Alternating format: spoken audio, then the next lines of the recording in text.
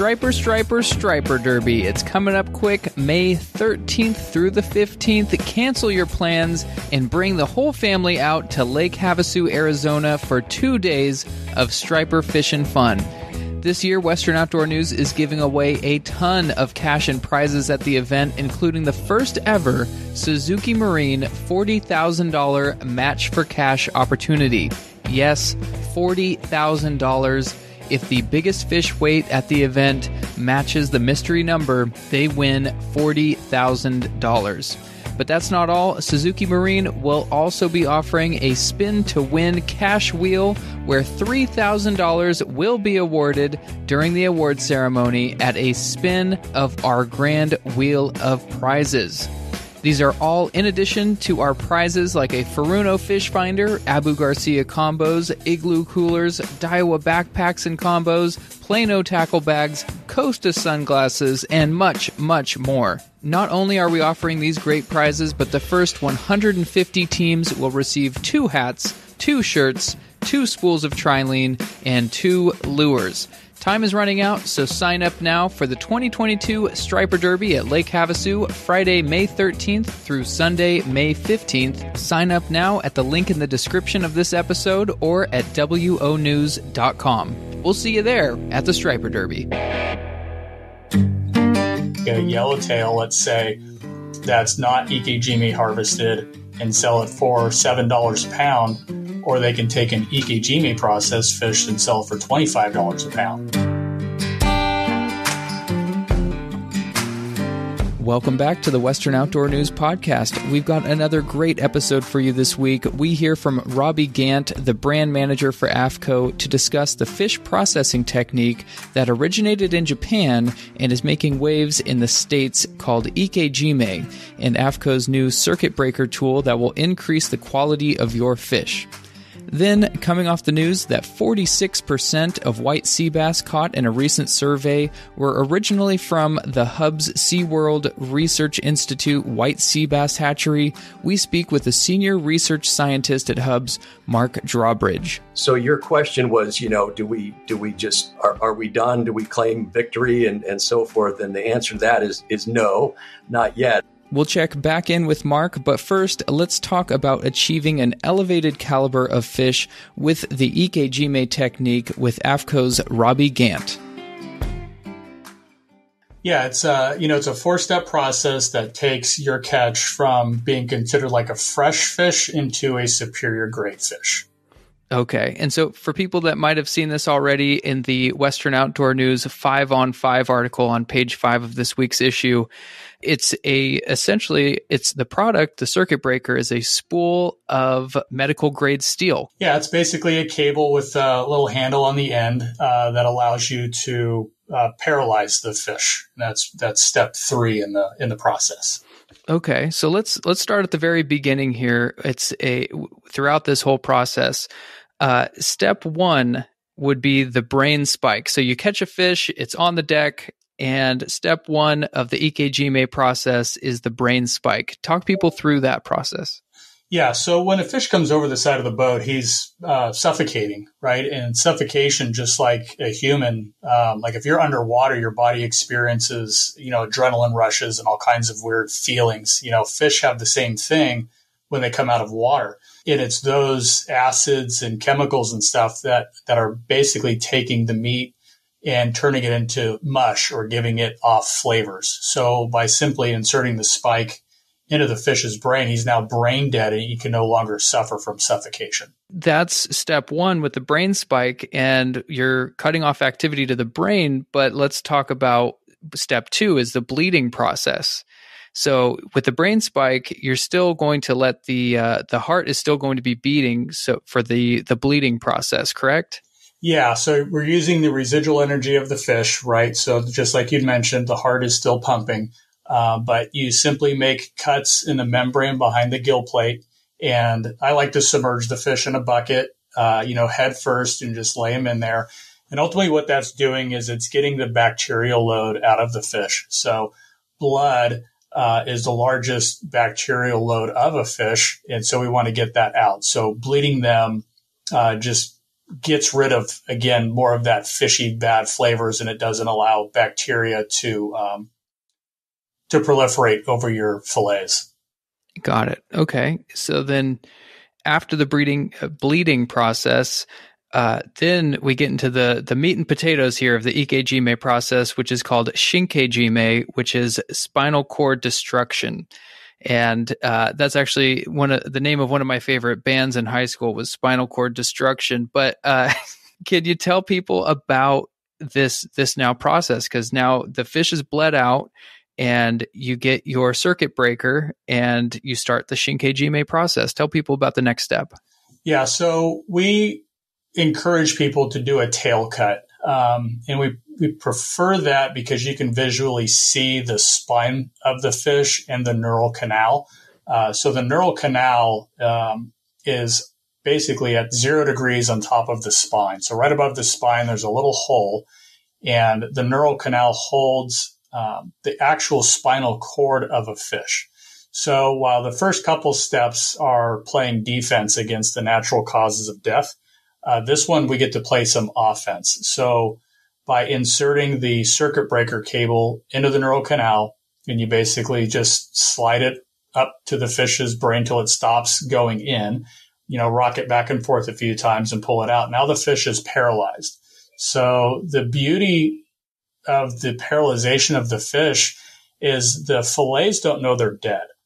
And this brings on a lot of time to your side as keeping it in the refrigerator or keeping it in good order, where a normal fresh fish probably lasts a day or two in your refrigerator. And then this ultimately allows you to have your product in your refrigerator for weeks. And wow, for weeks. Yeah. And it also stops any residual energy within the fish. So it is any last bit of adrenalines or cortisols or lactic acids from flooding the muscle tissue.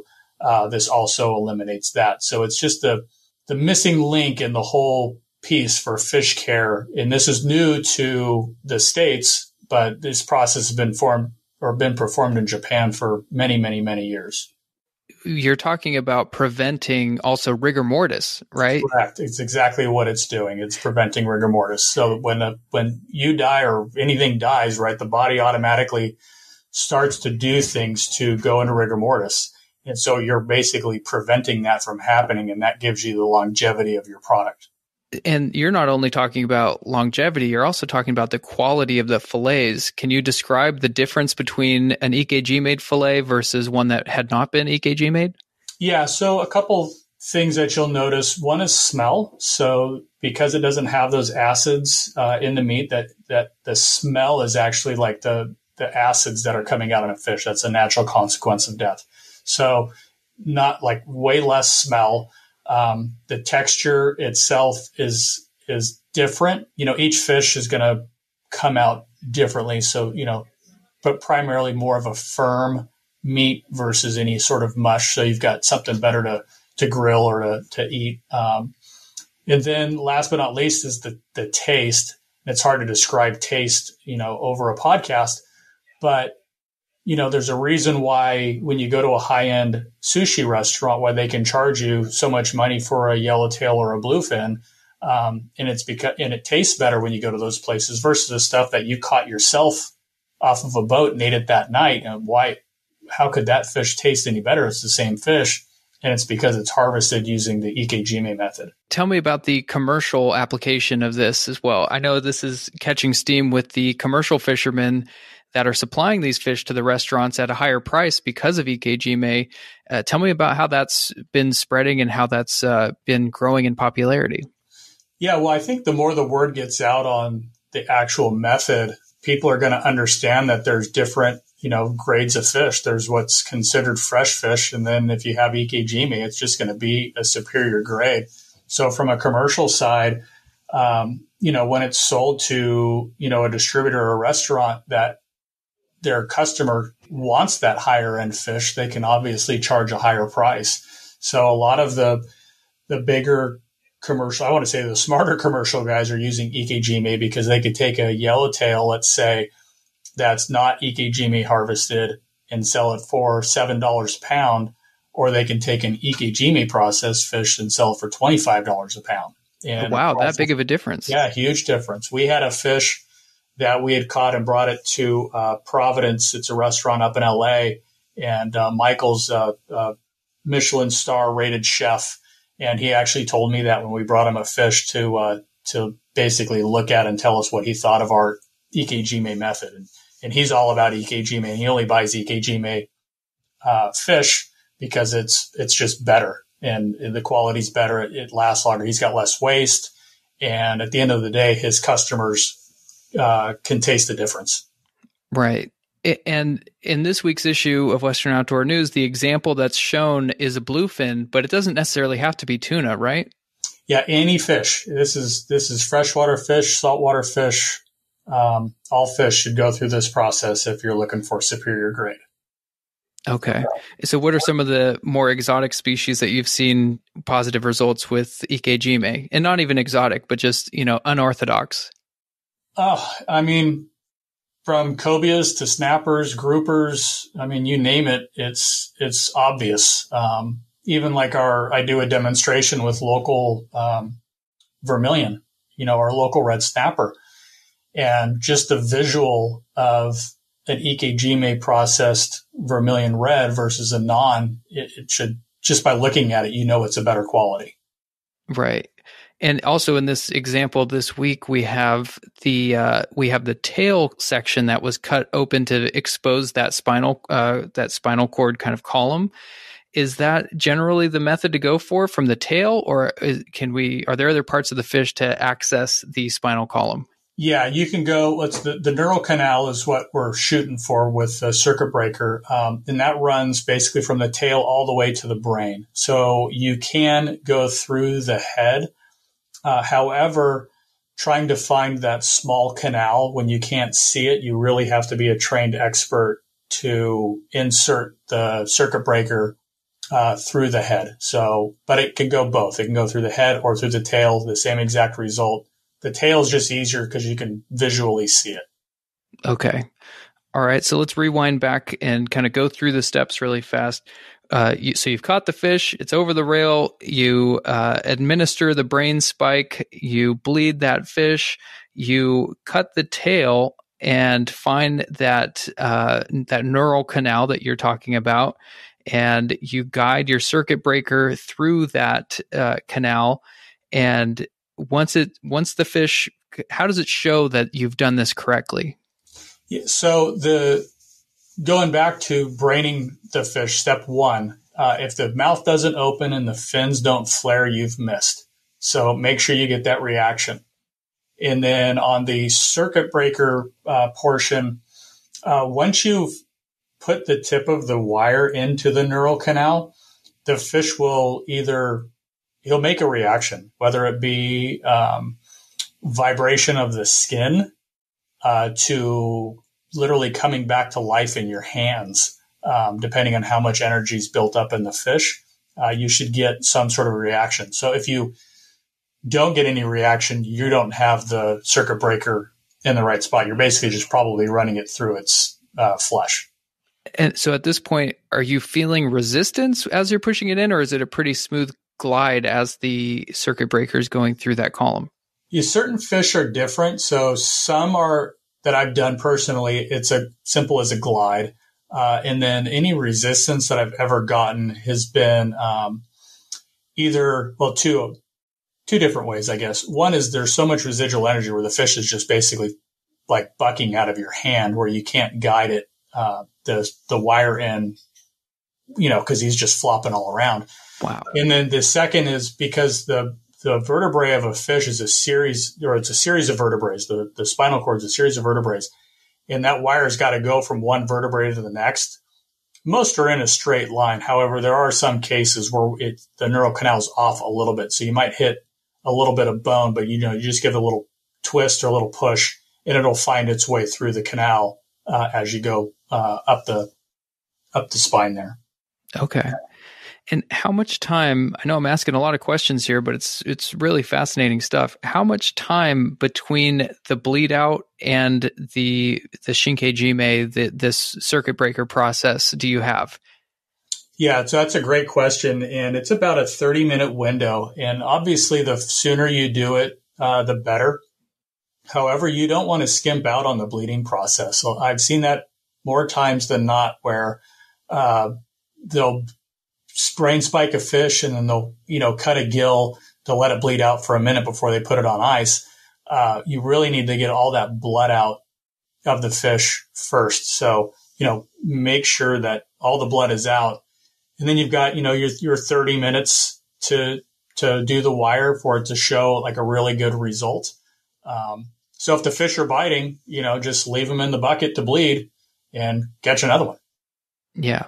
So you're ready to go right after, and then you can take that next half hour to before you have to perform this circuit breaker. Correct. Okay, so the next step is probably one that's overlooked by a lot of people. It's the cooldown process. Some people think it's simple, but I think there's a little bit more to it. Can you describe the best way to perform the cooldown? Yeah, so it's an ice slurry. It's a combination. It's a 50-50 ice to salt water. And the reason why you need that is you need your fish to be completely submerged. How many times have we seen, a fish that's just thrown on a bed of ice? That's really nice for the one piece that's laying on the ice, but the other half of the fish is still cooking, right? And again, a part of death is a core body temperature rising, right, to get that rigor mortis process going. So we want to help stop that. So by simply submerging the fish completely under the water, will cool down his entire body. And again, you'll have a much better product when you do that. Okay, excellent. So it's a 1-to-1 ratio of ice and water so that you can penetrate basically into every crevice of the fish. Yes. Okay. So then after the cool down session, and then you're ready for processing, right? That's step 5 on the 5-on-5 this week. You're ready for processing. You can start eating that fish right away, right? Yes, absolutely. And in some cases, in certain fish, and this is what blows a lot of people away, is fish is like beef in a sense to where you can age it. And as it ages, it gets better in flavor. It doesn't mean you can't eat it right away, but there's certain fish that are better aged, like tuna, for example, like really fine grade sushi is aged, for most of the part between like 5 and 10 days before it's even eaten. Mm-hmm. And so I'm going to kind of switch directions here. One of the biggest pillars of AFTCO as a company is conservation. So how does the circuit breaker and Ike Jime play into conservation for AFTCO? Well, in theory, if you're going out, let's say you go fishing 3 times in a month and you catch a yellowtail every time you go out fishing. You're doing that now because your yellowtail only lasts you a couple days by using your normal way of processing a fish, where this way you only need to catch one and it'll last you the whole month. Therefore, you've got 2 fish that you really don't need to harvest because you already have fish ready to eat at home. Mm-hmm. You're filling freezers and refrigerators, and hopefully that translates into kind of less take because what you have is going to stay good for longer. Exactly. And these come in different sizes too, because you're probably not going to want to use the same circuit breaker on a 200-pound tuna versus a rainbow trout, right? That is correct. We have 4 different sized wires. We have a 22 gauge. That's the gauge is that diameter. That's our thinnest. That comes in a 20-inch length, and we basically say that's our freshwater circuit breaker. And then the second one is an 18 gauge, 20-inch. That one's great for primarily all your rockfish, bass, those things that we have on our coast, the smaller grade fish. And then we have a 14 gauge 30 and a 14 gauge 50-inch. So the gauge is the same, just the length is different. And then those are designed for your white sea bass, yellowtail, and tunas. Thanks again to Robby Gant from AFTCO for sharing all about the Ike Jime method. We can't wait to see some of your guys' photos. If you've been using this method, send in your photos to editors@wonews.com. We want to see how this technique is working for you. Now, let's go over to Mike Drawbridge. He is the Senior Research Scientist at Hub's SeaWorld Research Institute in San Diego. He's going to tell us all about the major success story of the white Seabass Hatchery out of the Hub's Research Institute. So once again, Mike Drawbridge, take it away. Been an interesting ride. We've learned a lot. And I would say, actually, this news that's come out recently is probably one of the biggest research findings that we've had in the program's history. For those that may not be familiar, we raise the sea bass up to anywhere from an 8 to 12 inch size these days, and we put a little coated wire tag in the cheek muscle. And this is a tag that was developed for salmon in the Pacific Northwest, and it's used around the world now. And so we've been tagging all of the sea bass that we release since 1990. So again, quite a long history. And the tag it's a very small piece of stainless steel wire that has a code etched into it, and it gets magnetized as it gets inserted into the fish. And so later, when you recover a sea bass, you can scan it with a special metal detector and look to see if it's got a tag in it. And if it does, you have to extract the tag out and read it under a microscope. So it's not something that a fisherman's going to be able to see by any means. It's microscopic, basically. But anyway, unless you cut into that fish, there's no way of knowing that they might have a tag. Or I guess unless you had the metal detector. That's correct. So that's a subject that's been talked about quite a bit in the program. There's obviously a lot of folks would like to know if they caught one and be able to turn it in and so forth. But it's very difficult to tag marine fish externally with a tag that's going to stay there for a long time, or without harming the fish in some way, or during the tagging process and so forth. They do it with some species, like salmon have what's called an adipose fin that you can clip off. It's not really a functional fin. They don't really need it for locomotion. If they don't have it, they swim just fine. But you can't really go cutting a fin of a white sea bass. So yeah, we've used that technique for many years. And it's the good thing about it in theory is it gives you a good unbiased sample of when you scan fish or get fish heads back and that sort of thing. You don't get biases towards just getting tagged fish back. So that's one of the advantages. Okay. So you guys hear the news of this 46%. So 46% of the white sea bass caught in recent times are a result of this hatchery program. You hear that news. Are you guys say, oh, great, let's pack up our bags. Our work here is done. Or what does this mean for the future? That's a great question. I'm glad you asked it in that fashion, because we actually started out and set up a program, a genetics project. About 4 years ago, we started it, and it's a project that we initiated in collaboration with some researchers at the South Carolina Department of Natural Resources, who moved away from these coated wire tags some years ago and started to use a genetic marker instead on their fish stocks that they replenish. They're doing replenishment on some similar species back there, sea trout and red drum, which are also two croakers like white sea bass. They're getting into southern flounder. They've done some striped bass and some cobia. So they've done quite a bit of work.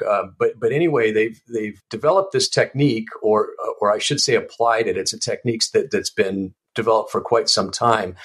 And basically, you fingerprint your broodstock. These are the breeders that provide the offspring. And once you have their fingerprint, you can take a tissue sample, a fin clip from a fish that you catch in the wild, and determine whether or not it came from that hatchery. And so they've actually been working with, I think it's 12, now 13 with white sea bass, different species across 6 different states. So we were the 6th state they started working with. And what's amazing about it, from my perspective, is the folks that we teamed up with, I've known for many years through our stock enhancement work, and they contributed this all for free on their end, and they got a graduate student working on it a few years ago, And it wasn't until just earlier this year we had a conference in San Diego, and she presented the preliminary results, which she's still working on. So the numbers that have been put out so far are preliminary. I mean, they're accurate. The accuracy that they can distinguish a fish from our hatchery versus a wild fish is pretty much 100%. I mean, it's 99.99. So when they say it came from the hatchery, it came from the hatchery.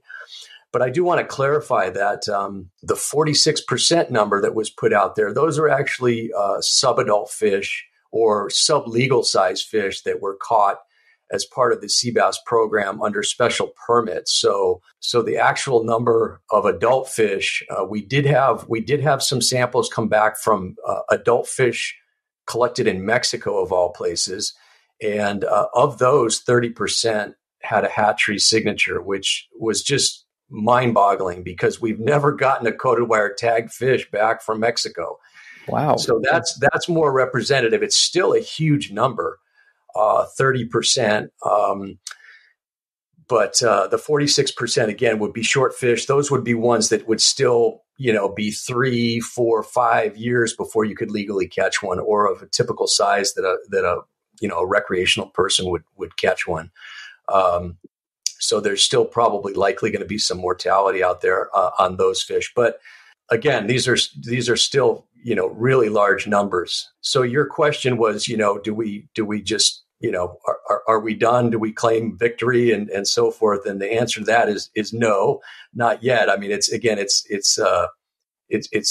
incredible information, but we do need to increase our sample sizes of adult fish collected from Southern California and elsewhere in California waters. Again, the sample size that we submitted from fish in Mexico was only 50. So that's a pretty modest number. So really to get an understanding of a better understanding of what the hatchery contribution is out there. And then, we'll have to figure out, where we want to go from there. It really, flips things upside down from what we thought the contribution rate was, which was just using the coated wire tags and scanning adult fish. We were seeing about 1 in 300 fish, so less than 1% using that methodology. And so this is a 180 degree swing from that, and that's another research question that we really want to look into, and that is, what's going on with these coated wire tags? Why is there such a disparity? Is this considered good news, or could it potentially be bad news if all of the white sea bass, or not all of, but if a majority of these white sea bass that are being caught are from the hatchery? Is that a kind of doomsday for the native non-hatchery white sea bass, or is it just going to show the impact that this hatchery has provided? Yeah. No, it's definitely not a doomsday by any means. And what it's going to do is it's going to trigger us to really look at the breeding program, which has been looked at and up and down numerous times and developed with certain assumptions about survivorship and that sort of thing. So what we'll end up doing is just reassessing that and figuring out where do we need to be in terms of release numbers and size is a big factor into that. Should we be releasing fewer fish, or how do we want to approach that? And with this kind of result, I think, currently the stocking program for sea bass isn't integrated into the white sea bass fishery management plan. But when you have this kind of potential contribution, certainly you're in a position to be able to do that. And again, how that's done is going to be dictated by, the Department of Fish and Wildlife consulting with other experts. So really our job has been, as contractors in this program, is to try and evaluate the feasibility of using hatchery-based culture and stocking to help restore depleted stocks. And so this information is a huge step showing what's possible. And then, the next step is going to be, how do we best utilize, this success moving forward? Why white sea bass? Of all the fish in the sea, why white sea bass? Yeah, that's a great question. So the answer to that question predates me a little bit, but it makes sense to me. When the program was first established in the early 80s, as part of that, so it's a legislatively mandated program, and there's an advisory panel that advises the Department of Fish and Wildlife on matters related to the program. And so those folks got together again in the early 80s, and they went through a process of trying to determine what species makes the most sense to work on. And there was certain criteria that they used, but white sea bass came out as number one. And again, the criteria included things like obviously being a native species, being a species that's fished both sport and commercially, a fish that's been depleted. And so those were the main criteria. And so the founders of the program picked white sea bass as number one, and then California halibut as number two. And in fact, there was research conducted on both those species in the early years until it became pretty apparent that there wasn't enough funding to do justice to both species. So the research on halibut kind of waned, and everything was focused on white sea bass. So, and I think it's just obviously a iconic species in Southern California. What are some of the attributes that kind of make a white sea bass so unique and so special to Southern California? It's unique, I would say, depending on how you look at it. I mean, it's not really a sea bass, so people get it confused depending on where you're from. Obviously, if you're local, but it's a croaker, or it's a cyanid, or referred to as a croaker or a drum, like red drum. And the reason it's called that is because the males actually have a special muscle associated with their swim bladder, and they make a croaking sound that's often associated with spawning seasons and courtship behavior and so forth. So that makes it pretty unique. We've heard that. We've actually done some research and published some papers on that. But in the hatchery environment, you can actually usually they spawn in the evening, and you can, if you're there in the evening, which can be kind of spooky, you can actually hear spawning tanks of white sea bass, the tanks reverberating because of this drumming sound. So that's pretty cool. Also, amongst the croakers on the West Coast, it's the largest of all the croakers. So I think that makes it unique as well. And then we see some unique attributes in the hatchery setting that most folks probably wouldn't have ever seen. One of the things that always strikes me is when they develop the youngest juveniles, when they first settle out, they really don't look much like a juvenile white sea bass. They're much more short and squat, and they have huge pectoral fins. So unlike, as they get older, they become elongate and they're a schooling fish. But when they're younger, they're more in isolation, that you don't really find them in schools, and they're associated with drifting macroalgae and kelp just outside the surf zone. And so they're just kind of, with these huge pectoral fins, they're kind of just moving along with the currents as with the algae, and trying to avoid using the algae for cover, grabbing food as they can, and trying not to get eaten. So they're pretty cool to see when they're, just 30, 40 days old, I guess, would be part of that. And now that things are settling down a little bit with COVID, always encourage folks, if you're interested, the best way to really get a flavor for the culture process and white sea bass in an aquaculture setting is to come down and see us at the hatchery in Carlsbad. Yeah. So how does that work? Can they just show up, or do they need to make an appointment, or how does that work? No, we need to reach out to us, and we'd set up a organized tour. Yeah. Usually, depending if it's a group, we'll do group tours, or if we get individuals interested, we'll coordinate it so that we, get a decent number of folks, and that way we can maximize our staff time during the touring process. How quickly, I'm going to jump over to a specific question about white sea bass. How quickly can they grow from these kind of fingerlings to let's say a 60-pound white sea bass? How long does that take? Oh gosh. Well, to put it in perspective, a legal size, I'll give you some benchmarks along the way. A legal size fish is going to be about 5 years old. So that's 28 inches, 5 or 6 pounds.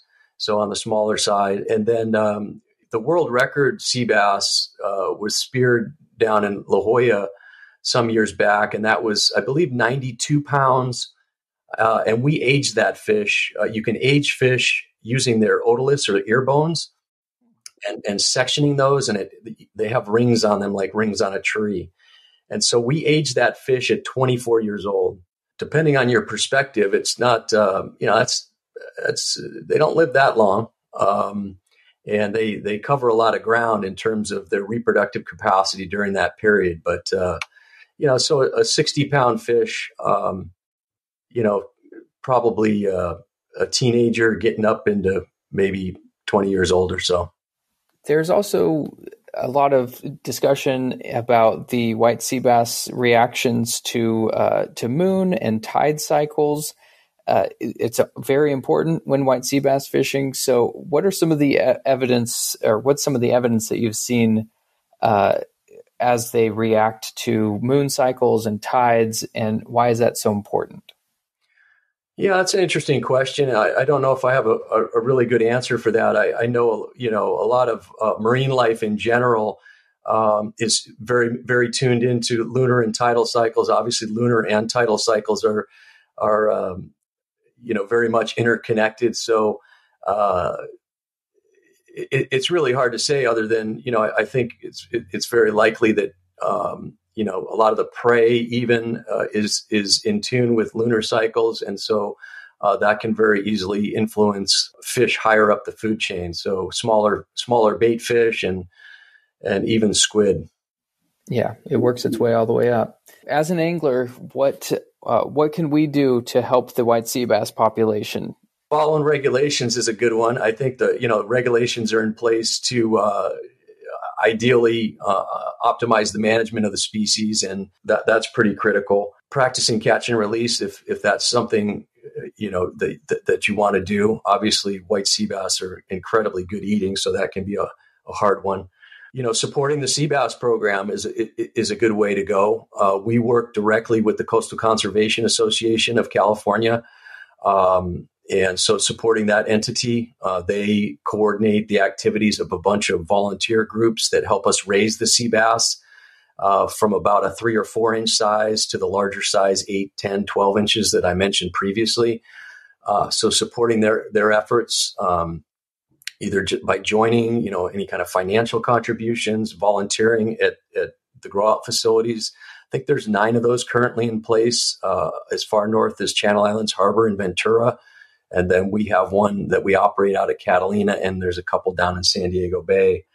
The other thing that we're going to be reaching out again, looking for support from the recreational fishing community, and that is to help us collect fish heads of white sea bass for additional genetics marking assessments, and also to try and get at this question of what's going on with the coded wire tags. So we'll be rolling more out on that in coming weeks, hopefully getting in a good position before the fishing really takes off. Yeah, you guys have collected those in the past, right? I remember seeing bumper stickers and all sorts of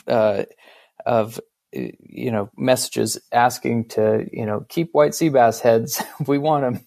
Yeah, we have. And quite honestly, it's waned a little bit, unfortunately, in terms of mostly as a function of available funding to support, the efforts needed to run up and down the coast and pick up those fish heads. We used to have, and I think there's still a number that are in place, but head collection freezers at various landings that we would run up to and empty as needed. But it's just that's one of the things that the program is really also going to be working on, and hopefully some of this exciting new contribution information will help stimulate, but that's just additional funding. Things have not gotten cheaper to do by any stretch. So, and doing these stocking programs with the hatchery infrastructure and all that, especially when you start adding genetic studies and other assessment studies, can be fairly expensive. So, trying to get some more funding in place where we can really help support things like a really solid head collection program. So but you're absolutely right. Yeah, we have had actually good success again when we had the ability to really communicate effectively with folks, and in some cases we were offering some incentives. And so, there's ways to do it, and we need to just get back out there. And also too, I think it'll be exciting with more feedback, and it may very likely come from this genetics marking technique that more of the heads that are getting turned in are actually hatchery fish. I think that will, help incentivize the collection efforts as well. Mm-hmm. And this is probably one of the most strange questions I thought I'd have to ask on this podcast, but how do you guys actually collect the heads? Do they ship them in a box, or how do you guys actually collect them? Yeah. So, normally what we like to do is get either individual heads bagged and labeled as to where they were caught, so it might be from private anglers, with any kind of contact information, so we can provide feedback on whether or not that fish was tagged and that sort of thing. So, frozen in a Ziploc bag. If it's off a sport boat, it might be a collection of heads all caught in the same location and put in a garbage bag. Balancing the number of heads, and then and the labeling is key, just in terms of the date and general area they were caught, so we can put that into our database and know, with the coded wire tags, we can kind of figure out the whole history on the fish. So it's got more power in terms of each batch of fish has its own unique code. So we can say, this was released 5 years ago from Newport Harbor or something like that on this date. And the genetic marker is just a yes, no, is this a hatchery fish or not?